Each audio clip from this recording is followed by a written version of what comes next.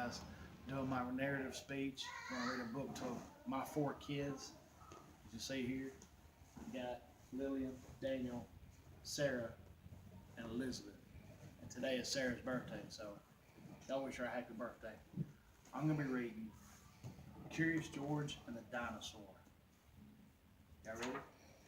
All right. Where's George? Can I see George? Yes. All right. Jimmy's class was taking a field trip to the museum, and George was going alone. "We're glad to have you, George," said Mr. Clancy, the teacher. "But don't get into trouble." Y'all don't get in trouble, do you? At the museum, Mr. Clancy began to explain one of the displays. "This rock is millions of years old." The students were listening. "This is boring," said a student. "It sure is," said another. "When is lunch?" asked a third one. George wandered off. He didn't find the rocks interesting either.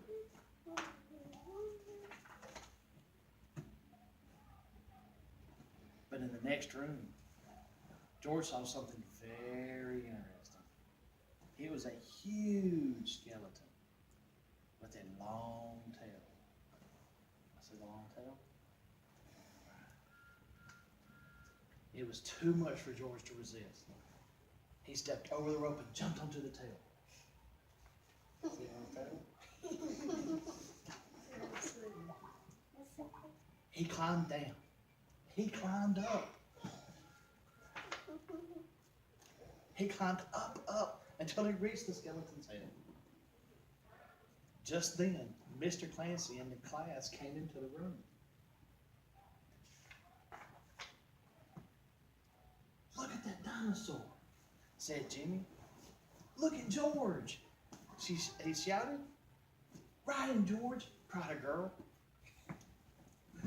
The guards heard the noise. "Get down from there," ordered one of them. "I'm going to get the director," the other one said. And look, Tabitha getting upset. George was scared. "Is that how you ride a dinosaur in the old days?" a girl asked Mr. Clancy. "Well, no," he said. "Tell us more about the dinosaur," someone asked. George was curious. What was a dinosaur? What's his name? A dinosaur. Right. "Well," Mr. Clancy said, "the earth once was full of huge creatures like this." Suddenly the director of the museum came charging in. He was upset. What is this about a monkey on my dinosaur?" he asked. "Guards, get that monkey down before he causes any damage," he ordered. See, he's upset. Got on my dinosaur. Poor George. He was on top of the dinosaur and had no place to hide. He knew he was in trouble. "Just a moment," said Mr. Clancy. "George was a great help to me. He got the children interested in dinosaurs." Dinosaurs were more interesting in rocks, so. Yeah. Dinosaurs more Nobody likes rocks. "We wouldn't have listened," said a boy. "It was so interesting," said another. "I want to come back again," said a girl. "Well," said the director, "I can see that the dinosaur isn't damaged. We'll forgive him this time." So he's got the kids interested in wanting to come back, so he's happy. "You can come down now, George," he called. "Hooray!" the students shouted. Mr. Clancy said, "I have to thank you for making the visit an interesting one, George.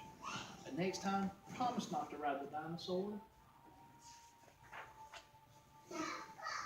Who's this? Man in the yellow hat. Right. George. When the bus stopped in front of George's house, the man in the yellow hat is waiting. "I'm glad to see you, George," he said. I hope you stayed out of trouble today.